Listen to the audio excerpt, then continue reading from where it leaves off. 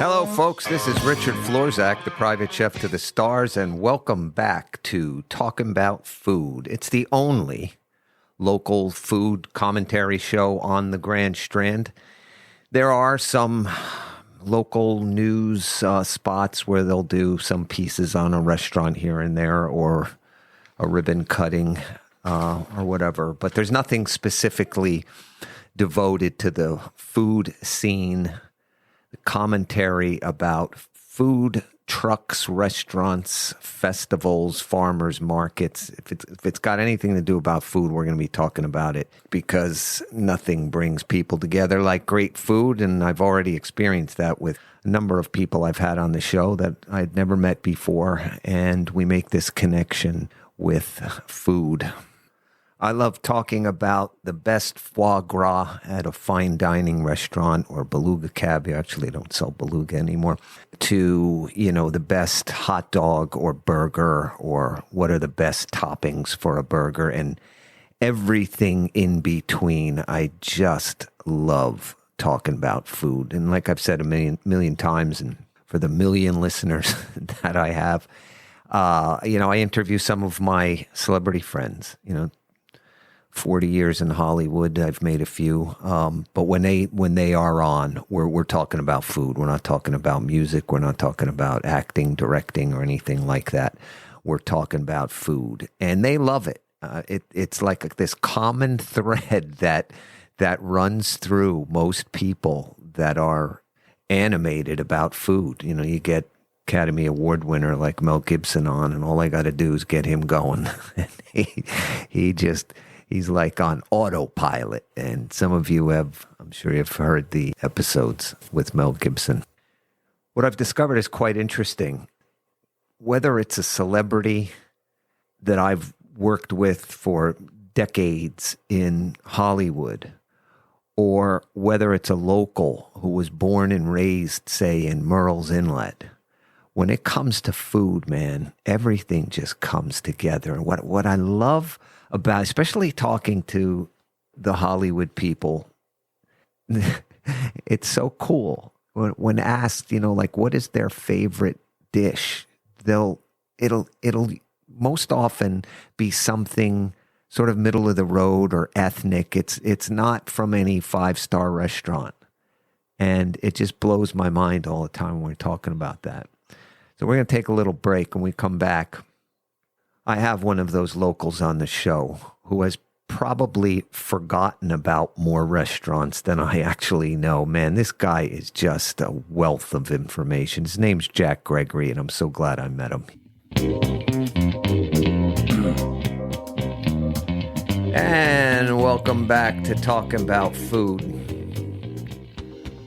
I've got a gentleman in the studio. His name is Jack Gregory. He's a local. Spent decades here in the Grand Strand, and I think knows restaurants certainly better than most. He's been to what seems every restaurant here, if not close to it. But unlike some folks who often post these, artistic style photos that look like modern art, he does gorgeous photos that really give you the impression that he loves food. And although I've been following Jack for quite a while, I met him for the first time last week. And has this ever happened to you folks? You just know when you meet someone that immediately you're going to be friends for a long time. That's Jack. And I'm so glad I know him. Jack, welcome to Talking About Food. Good morning, Richard. Thank you for having me. Oh, it's my pleasure.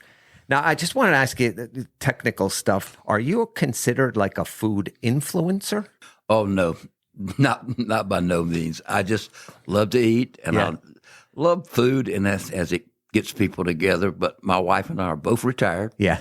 So it's almost cheaper to go out and eat, and plus just being adventurous with all the restaurants we have here. Yeah, and, I've heard some people say, that maybe have visited here and stuff. They say, boy, you really don't have much to eat here.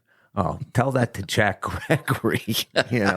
It's just amazing. I'm here 3 years now, and I'm still learning about all of the great places to go to.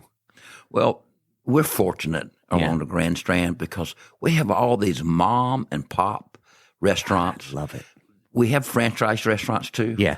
But where we're at in Murrells, Inlet, South Carolina, Litchfield, and Pawley's Island, we have so many just mom and pop restaurants. Yeah. Seafood, steaks, just a good old hamburger. Yeah. We've got them all. Now we're talking. Yeah. For me personally, it always comes back to that mom and pop stuff. I don't need these dishes coming to me that cost $150. They set it down in front of you. They're such small portions and so expensive, and the dish looks like a piece of modern art, Give me a good burger. I'm the same way. We've got a few places around here that has hand-patted burgers, also with really fresh-cut fries. Yeah. Some innovative places. One now in Surfside called Surf Dogs, that they've come a long way with the burgers and their hot dogs. 3 local guys that just went in there. They had a food truck, and they opened up this little restaurant. It's become real popular. How did you get involved in doing this? I just love food, and since we were going out to eat, and I just thought, well, maybe I could just do a page on that. Yeah. And it's actually grown. We've got over 6,000 people. Wow. I mainly want to show people that's visiting or here some of the dishes that we have in Murrells Inlet, Pawley's Island, Georgetown, is that there's some places that people ride by and they don't think about it. Then if they see a picture of the food and a description of it, like I said, we're so fortunate to have so many places here. We try to do something different each night. Can we get on $20 tonight? Right. And yes, you can. Yes, you can. One of my favorite places is Judy Boone's in Murrells Inlet. Don't get me started with Judy Boone's. I love it. Well, I Richard, just love it. Did you know for $10 you can get a to-go plate? Includes 2 meats, 2 vegetables, and a roll. We can share that plate, and it's enough for me and my wife Beth. Yeah. I always refer to her as Sweet Beth. Yeah. She loves sweet foods, and I love being there with her when she eats. Judy Boone's is one of our favorites. In my opinion, it's the best introduction to Southern food in the area.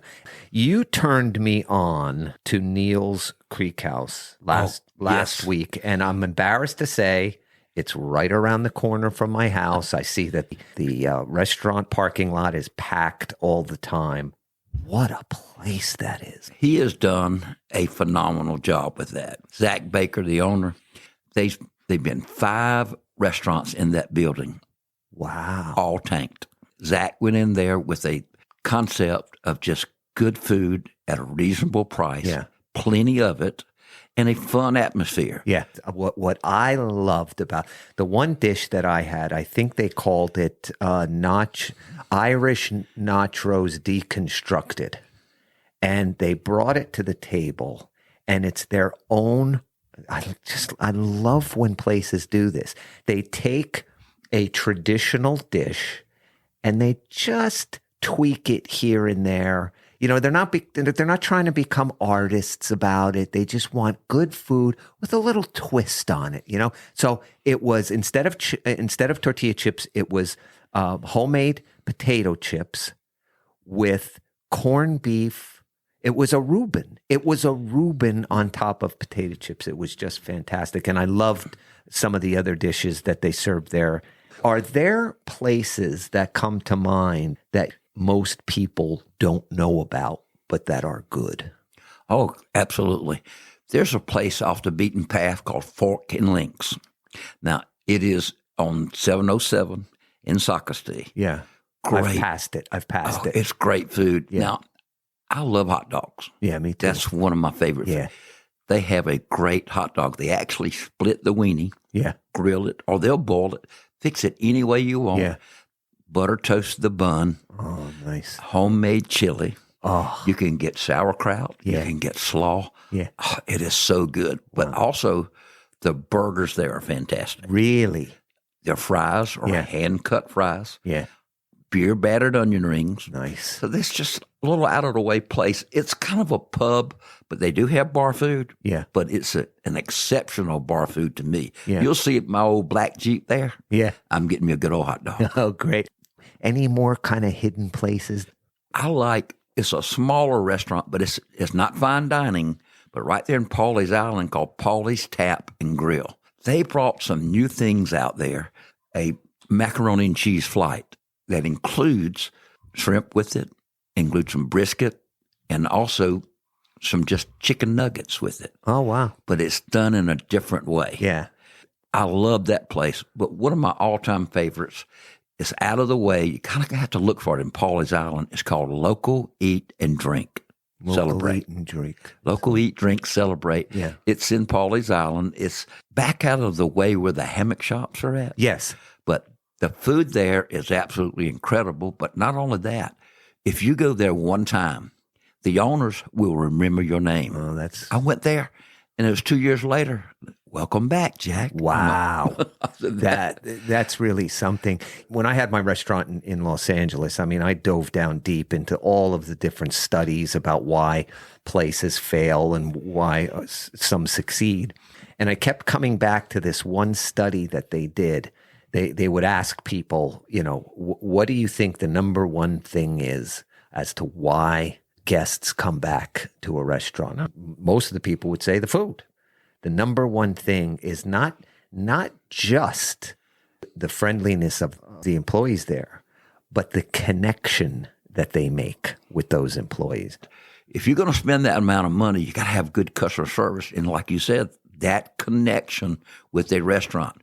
Customer service is the absolute epitome of, if you want to be successful, have great customer service. I wanted to tell you about one other hidden place that a lot of people don't know about. Trust me, I was going to hit you up for more. I'm telling you. In Georgetown, there's a restaurant called the Ball and Q. It almost made me think that it's a pool room. Yeah. It was at one time. But they have great homemade, real country food. Some of the best fried chicken you'll ever eat. Wow. Also, they have fried pork chops. You get two with it. And if I'm not mistaken, I think the meal's $15.99. Wow. Comes with two sides. Wow. But great peach cobbler. They make homemade desserts. But they've been there 50-plus years and do breakfast, lunch, and dinner. And the food is absolutely wonderful. What is the name of your group Facebook? My group is Murrells, Inlet, Foodies, and Entertainment. Murrells, Inlet, Foodies, and Entertainment. Folks, you got to follow this. I mean, it's just unbelievable. I'd rather look at Jack's post than read a good book. It's just amazing. You mentioned burgers before, and after pizza, I think hamburgers are probably my favorite. Do you have a couple others that you like? I still like to go into the old River City Cafe. Yeah, it's been here a long time. Yeah. They're the most consistent with their burgers. They're hand-patted. Their fries are fresh-cut fries, along with their onion rings. They take some unique steps on doing things like that, with putting in some chips in their burgers. Yeah, Doritos. Yeah. But it is still one of my favorite places. Yeah. Now, if you're adventurous and you want to go for a little ride, there's a place in Andrews called Jeanette's Home Cooked Burgers. Jeanette's Home Cooked. It's in Andrews, and it's on a side road, and you will definitely have to have Google to find it. Oh, wow. Oh, my God. We have been there. I love this. It is almost like a lean-to, a little hole in the wall. Yeah. But the food is incredible. You're going to get a burger that's about 2 inches thick. Nice.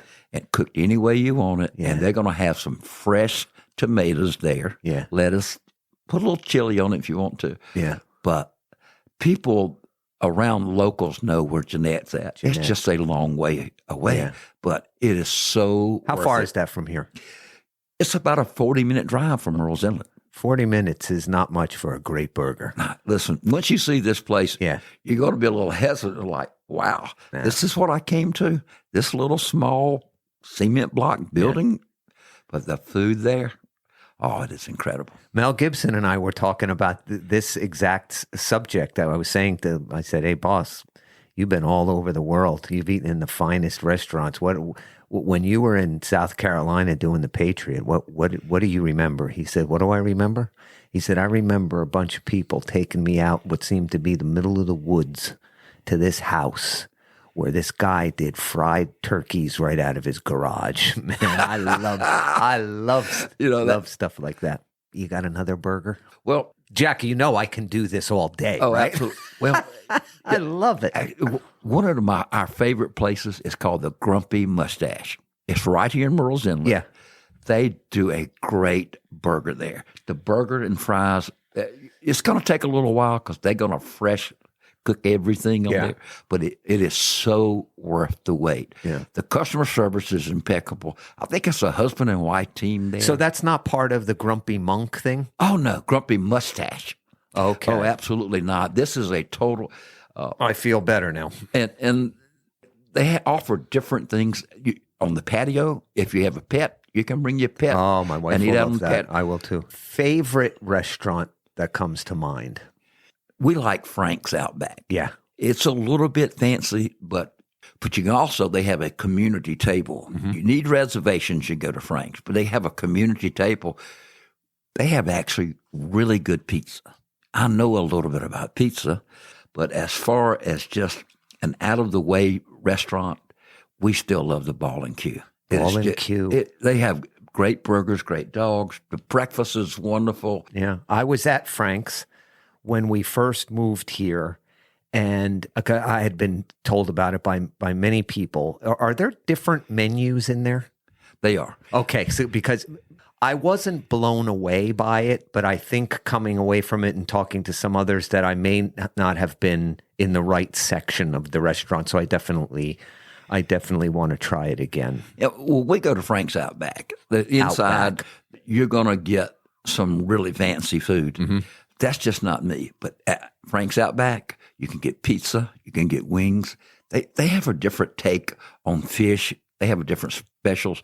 Now, we love grouper, and some of the sauces that you can get on grouper there. Yeah. And it's, to me, Frank's is a 5-star restaurant, but they have reasonable prices. Yeah. But like you said, if you want something fancy, go on the inside. You're going to get some really eclectic dishes along maybe some wine from France. Yeah. But that's not me. I'm going to go out back.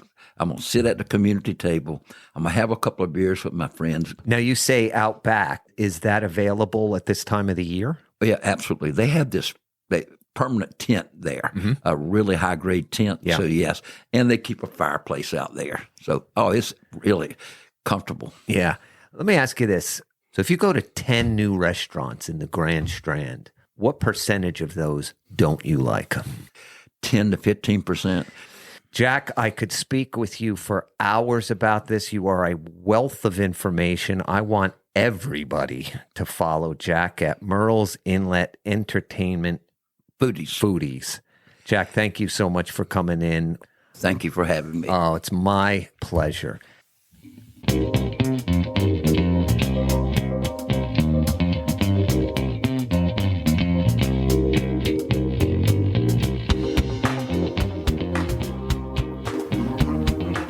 One time, Leonardo DiCaprio's people called me, asked me if I could put together some soft food for him the following day. He was having some oral surgery and needed some soft food.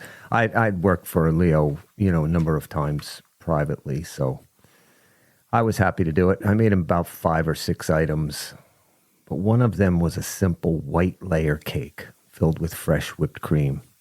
I pureed some fresh Camarillo strawberries and reduced them to syrup. Camarillo is in Ventura County and just outside of Los Angeles. It grows the best strawberries I've ever tasted. Anyway, then I assembled the cakes and delivered the food to his house. He was just leaving for the dentist when I pulled up, and he thanked me for helping him out at the last minute. And I didn't necessarily think I'd hear from him again until the next time he needed me. Son of a gun, if I didn't get a call from him that night, barely able to talk, and he told me how much he enjoyed the cake. So I asked him about the other items, and he said he went right for the cake, which is exactly what I would do if I could. This is Richard Florzak, private chef to the stars, and we're talking about food.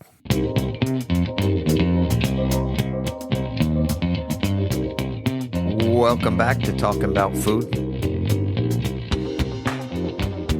The way I produce the show is I do it somewhat sporadically throughout the week because of the availability or inavailability of some of the guests that I have on.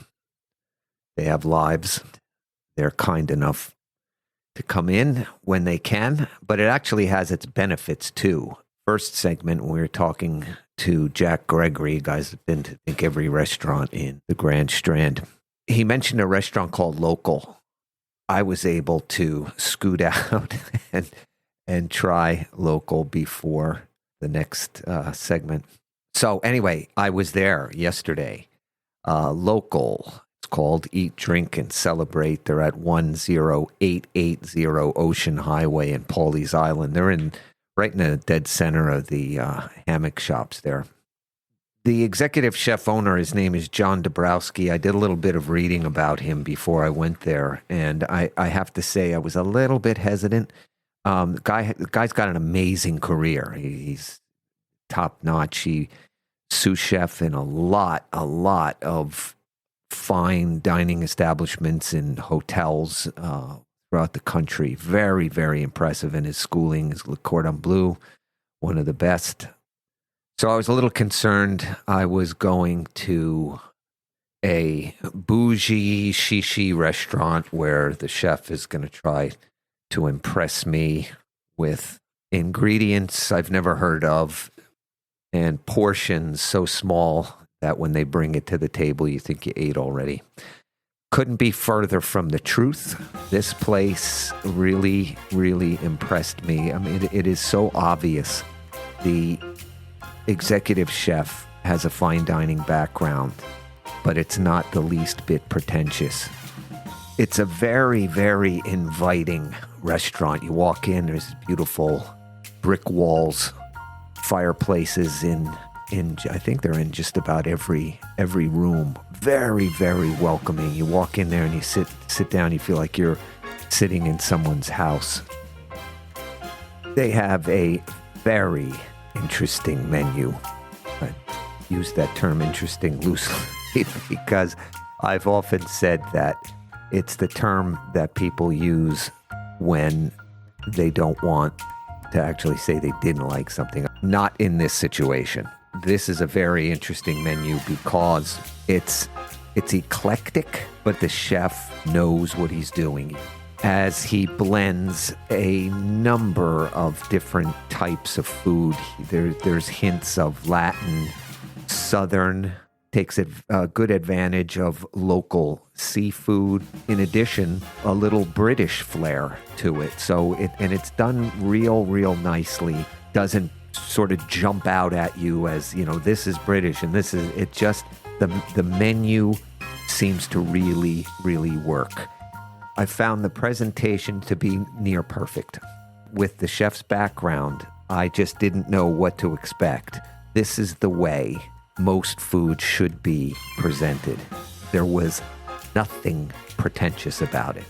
I'm in this warm, cozy environment with a server that is just filled with Southern charm. The last thing I wanted was for my plate to look like some David Hockney painting. Portions are nice. Flavors were excellent. I just want to give you a little rundown of some of the things they have for they call it for their appetizer, snacks, and shares. They've got a skillet cornbread, sweet potato hummus, which is a cool kind of twist on that. Then they go with the local crab cakes, really, really nice stuff. They have tacos, boardwalk fries. This is cool.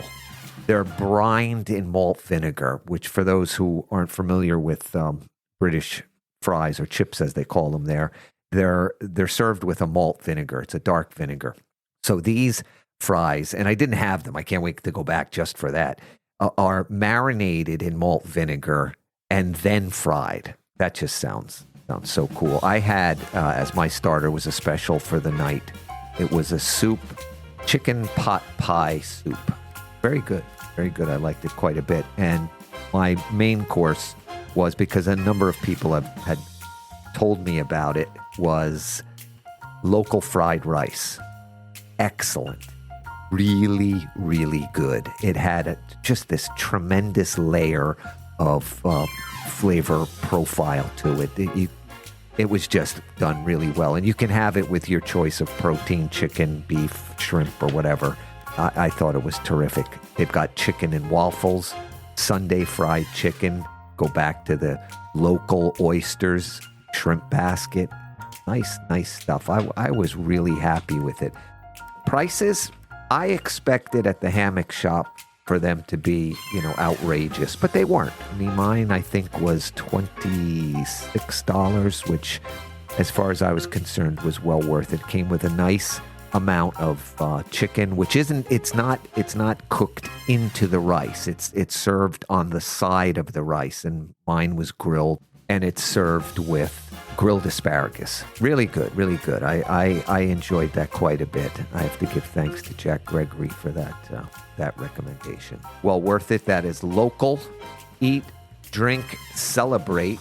And once again, they are located at 10880 Ocean Highway in Pawley's Island in the Hammock Shops. And for my next place, it is Toffino's Italian bakery, deli, and pizzeria. A lot of people have been telling me about this place for a long time, and they always describe it as this bakery that sells pizza. That is true. However, when you walk into this place, man, it's a heck of a lot more than that. I mean, they've got a regular menu with salads and hoagies and appetizers like fried calamari and mozzarella sticks. But man, I could not get over the Italian homemade pastries and Italian bread. Oh my God. I know I have to stay focused on this pizza thing. And I love doing it because I love pizza, but this gets harder and harder to every place that I go to. I can't wait to go back to this place because I think I could try every one of their pastries. But I went there for the pizza, and that's what I have to focus on. They were a little cranky with me. I don't know why. I cut them a break because their pizza was good. You know, very, very similar to what I talked about last week with Benito's up in North Myrtle Beach. They nailed the crust. It's really good. It's got that nice chew on the end. It's that grayish, brownish char around the edge and on the bottom. Lift up a piece, sags a little bit when you lift it. Their sauce is what I would call a more traditional, what we know as pizza sauce. Very, very heavily seasoned. A lot of oregano. I happen to like that. I like it both. You know what? I just like everything. Once again, my one, I don't even want to say complaint because the rest of it is so good, is there's too much cheese. But like I said last week, that doesn't bother me so much because it's an item that you can ask to remove. If and when I have another pizza from them, I'll just say go lighter on the cheese. That's all. And for me, that'll work just perfectly. If you can keep an ingredient off or you can put an ingredient onto a pizza, then that's fine. But you're not going to change the crust. You're not going to change the sauce, and you're not going to change the quality of the cheese. And the quality of the cheese there is terrific. I just feel like there's too much of it. It's a nice size pizza, must be close to 18 inches, and I think it was $16 or $17. Once again, I only buy plain cheese pizza when I'm doing this fact-finding pizza mission. It's a nice place inside too. From what I understand, it's been around since 1992. Family run, very popular. My first time there. Some of you have probably been there a million times, but I took my pizza to go because I wanted to get it home so my wife could try it too, but I had to sample not one, but 2 slices on the way home, and it really, really held up. But I'll tell you something, I cannot wait to go back there and try some of those pastries. They've got that famous bear claw that's filled with almond cream. Oh my God, that looked good. Anyway, folks, that's Toffino's. They're at 550 Farrell Parkway in Myrtle Beach. Check them out. Tell them the private chef that Stars sent you. It's well worth the trip. And coming up after the break, I've got this really cool local guy who makes his own hot sauce and bottles it and sells it out of a little canvas bag that he carries around. I love this guy. So stay tuned for that.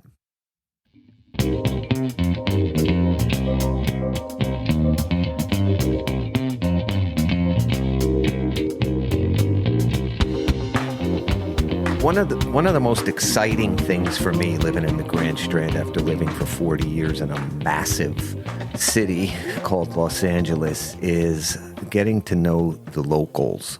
I don't know how many million people live in Los Angeles and Hollywood, but like what I said, it's so cool here meeting the locals and talking to them about food and what their interests are. And I was introduced to this great guy.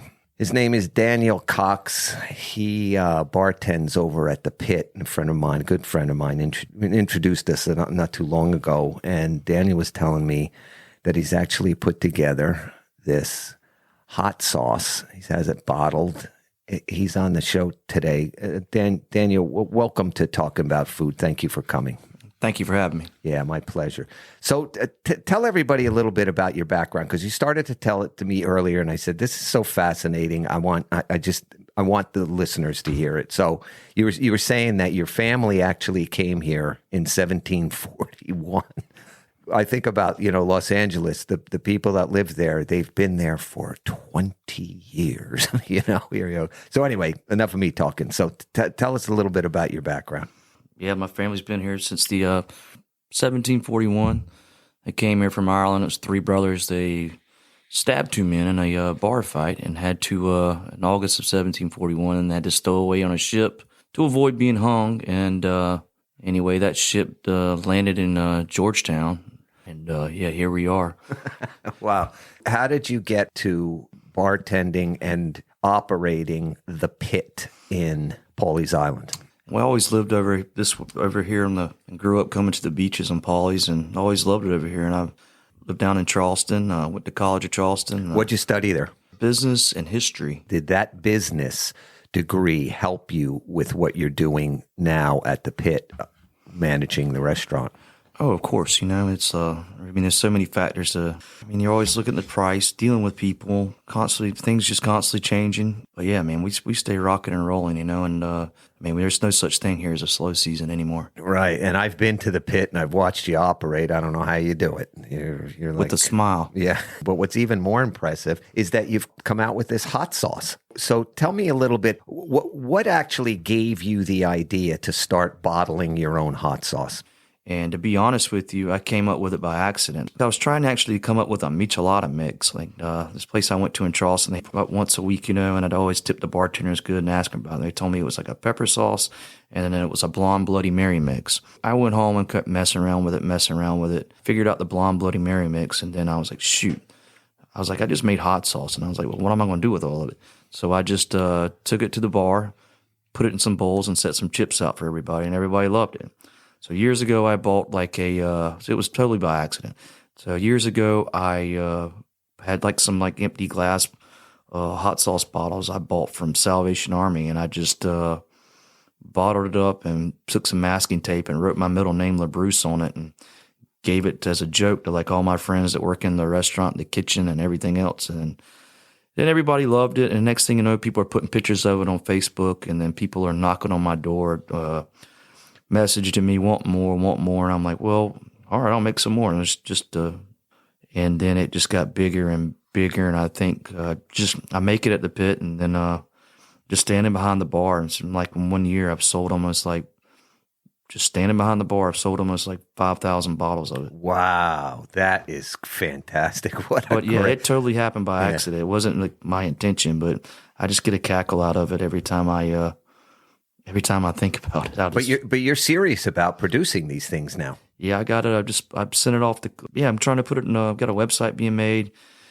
It's all at Clemson and everything else, so I can start putting in grocery stores and putting them in different stores like that. I have fun doing it, and I've made a couple of different ones. But the first one's my main one that I made, and I got into growing peppers and crossbreeding peppers, and it's just fun. I enjoy doing it, so I figure if I enjoy doing it and people enjoy the product, why not just ride with it? That's what originally got me into the culinary world. I like making people happy through food. It's really, really that simple. Same. It's the universal language. Yeah, absolutely. You showed up with another bottle today. It's a mango flavor, I believe. But I've been using your original LaBruce since you gave it to me, and I love it on. Here's what I like about it. It's not overbearing hot, but it has this nice residual heat in your mouth that lasts a little while. I was putting it on fried chicken the other night. It's fantastic. It's a real universal kind of sauce. What would you say makes yours better than others?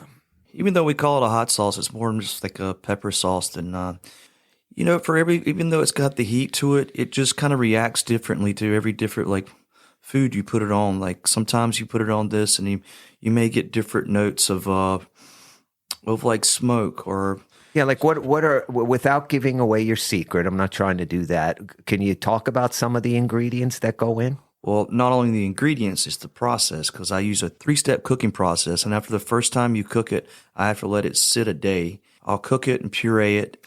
And after that, it's filtered. Then I cook it again. Then I let it sit. So as you let it sit after a couple times and cure and just naturally just kind of cool, it seems to bring out a lot of the flavors, and the flavor will kind of change at the very end. I don't use any sugar, anything unnatural in it. And like a lot of hot sauces you'll get, and even sauces in general, they use xanthan gum to thicken it up. I use citrus fiber, so it's more of an organic approach to it. And I mean, I'm not afraid to tell you, it's a habanero Fresno-based pepper sauce. And then there's other ingredients as well. And then there's no sugar in it. I just use carrots to sweeten it.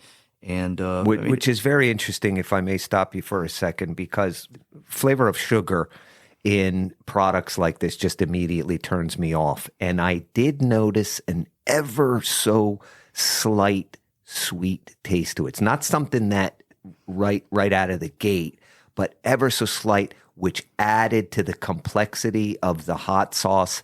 And it's fascinating for you to say that you don't use sugar. That's great, because it's sweetened by the carrot. And Mick, like I said, there are other ingredients as well. Like I said, everything you put it on, it's going to have a slight different little flavor profile. And I think that's what makes mine stand out more than anything. Instead of just getting something that's hot, it's just hot and it's just going to taste this way and taste this way. Mine is always, like I said, always just a little evolving. You said it's a 3-step process. Was it difficult getting the consistency every time? So every time I'd make it, I'd learn a little bit, and I was like, okay, that's cool. Let's try this. Always kept notes, always took measured the temperatures of when I got it to boil, how long I boiled it. So every little time I took notes until I finally got it where I liked it. And other than that, it's just it became pretty simple. I mean, you do something long enough, it just becomes second nature. And where do you get the main ingredients from, the peppers? They come out of a farm out of North Carolina, so I can get them year-round. Wow. That is cool. And you landed on that particular pepper and said, this is it. This is what I'm going to use. Like I was trying to do something else, and I stumbled upon this by accident. I love stories like that. That's terrific. What would you say was the most difficult procedure getting this from the cooking process to actually having it bottled and being able to sell it? Because I'm sure the health department comes in somewhere here. Yeah, well, right now, like I said, I just do it at the pick, so I kind of do it under their name, and until I can get this information back from Clemson, and right now, what information is that? See, when you do it through the restaurant, I can say that I'm selling it through the restaurant, but in order to put it in grocery stores, you need all this other information, like all this different nutritional and all stuff, that stuff. Right. And for right now, I mean, that's why I can't go out and sell it anywhere else. But Clemson seems to be taking their time and yeah, that's red tape. I could tell you stories for hours. I'm trying to find right here in Pawley's Island where I live, just a small little industrial kitchen. I mean, I don't need much. I need a 3-sink, just all the basic stuff. I don't need much room. Well, you don't need much room now, but when people start tasting this sauce, they're going to want to buy it. You're going to need a bigger kitchen. I got to tell you one thing. I mean, this may sound oversimplistic. One of the things that impressed me, other than the flavor, I want to make this clear for the listeners. You have a bottle of hot sauce. You open up the cap on it. You twist it off. And then there's that little cap that has the hole in the center that makes it a shaker so everything doesn't come out too fast. But what you have on this is a little tiny cap that plugs that little hole so that, if you're not using it all right away, you don't get that buildup of crud and everything. Oh, yeah. I love stuff like that. It's just so cool. It keeps that's exactly why I put those on there, because I hate it when I open up, like you go to a restaurant or something, you open up like a hot sauce or whatever sauce they got, where you screw it on. It's just like crud, and you don't Yeah, even on like ketchup bottles. And I don't like that. That's always like kind of that. gross. But this is so cool because it just keeps it nice and clean. It looks good and it keeps it fresh. Do you have plans for other varieties? You were kind enough to bring me a. Well, I've made quite a few of them, but you do. Well, but it's only kind of been a limited run. Like I said, I grew all these different crazy peppers. Like I made that one. The mango one is more like a scorpion ghost pepper based, and kind of the same process, some of the same ingredients, a little bit different. But I took a bunch of mango puree in it and added it to it, so it has a little fruitiness to it. The other one, the second one that I made, that everybody aggravates me about wanting more, that I wasn't very impressed with, but everybody loves it. Roasted jalapeno garlic lime one that everybody loves, and I actually got to make some more of that so people will leave me alone. And let's see, I've made this awesome, not even like, it's more almost like a salsa, but I use like jalapenos, roasted tomatillos. What gives it this one is I use clementines and apricots to it. It's more thick, it's super thick, and that one, that's my favorite one I've made. A lot of these peppers, you can't. They're very hard to find fresh online, and I just don't like using dried peppers. So, is there a place where people can get these sauces yet? I work Wednesday through Saturday. I'll be there at the Pawley's Island Tavern. I always just anytime I'm standing behind the bar, I can't put it in stores or online just yet. But you can sell it at Pawley's Island Tavern and the Pit. Just because I make it there. I mean, it's right. Just like so you can sell it. So if anybody listening wants to try it, and if you don't, it doesn't make any sense to me because stuff is really good. But I sell them for $5 a bottle. I mean, $5 a bottle. Can't go wrong with that. And if anybody has a commercial kitchen that Daniel could use, let us know here. Folks, I love this stuff. I mean, like I said earlier, 40 years in a big city, and I come and I sit down with real people who have a love for what they do, and they produce, especially Daniel, a great product. And I've said it before, I'm in a situation where I can pick and choose who I want to interview, what products that I want to support. I don't do it unless I believe in it. And I believe in Daniel Cox's hot sauce called La Bruce, which is his middle name. Daniel, thank you so much for thank you for having me. I've really enjoyed this. Yeah, it's just such a pleasure. You'll never know how much I appreciate it. And that's going to wrap up the episode for this week. Don't forget to check out Toffino's for Pizza and Local down in Pawley's Island, both real good places. And I would take Jack Gregory's suggestions too. He talked also about Local, but also Ball and Q in Pawley's Island, and Grumpy Mustache for burgers in Murrells Inlet. Swing by the Pit, buy some of that great hot sauce from Daniel Cox there at Pawley's Island Tavern. He says he always keeps a batch with them. If anybody's interested in a private cooking demonstration or cooking class in the privacy of your own home by me, the Private Chef to the Stars, you can get more information at theprivatecheftothestars.com. If you want me to check out any restaurants or food trucks, you just let me know. You can email me at theprivatecheftothestars@gmail.com. And also, you can contact me there if you want me to interview anybody. I'm always looking for people to come in and talk about food. Always remember, folks, you are your family's private chef. Thanks for listening.